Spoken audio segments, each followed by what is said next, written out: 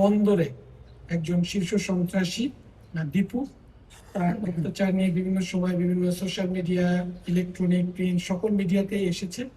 সেটা আমাদেরও দৃষ্টিগোচর হয়েছে। তার প্রেক্ষিতেই আমরা তাকে নিয়ে কাজ শুরু করি এবং আমাদের গোয়েন্দা নজরদারি বৃদ্ধি করি।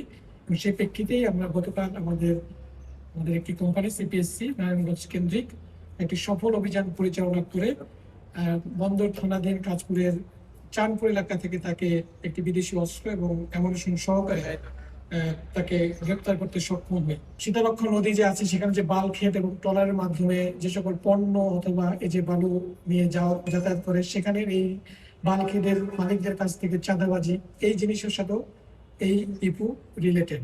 তো তারই প্রেক্ষিতে আমরা তাকে নিয়ে কাজ শুরু করি এবং গতকাল আমরা একটি গোয়েন্দা তথ্যের মাধ্যমে জানতে পারি যে তিনি তার যে বাড়ি চাঁদপুর, সেই চাঁদপুর এলাকার কোন একটা জায়গা থেকে আসতেছেন এবং সেখান থেকে আমরা অভিযান পরিচালনা করি। আমাদের সিপিএসসির গতকাল রাত সন্ধ্যার দিকে 11:30 আনুমানিক এই টাইমে একটা অভিযান পরিচালনা করা হয় এবং প্রথমেই তাকে অ্যারেস্ট করতে সক্ষম হই এবং পরবর্তীতে তার যে তথ্য অনুযায়ী তার বাসায় আমরা একটি বিদেশি অস্ত্র এবং অ্যামুনিশন জব্দ করি।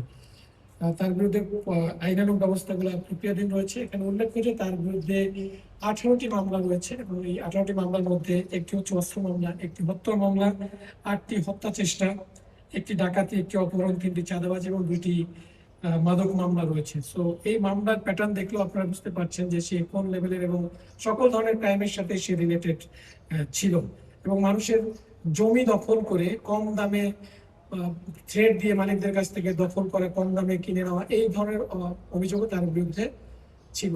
সো ওভারঅল সে ছিল নারায়ণগঞ্জের বন্দর থানা কেন্দ্রিক একজন শীর্ষ সন্ত্রাসী। বিভিন্ন সময় তিনি আলোচনায় এসেছেন এবং সে প্রেক্ষিতে আমাদের গতকালের অভিযান।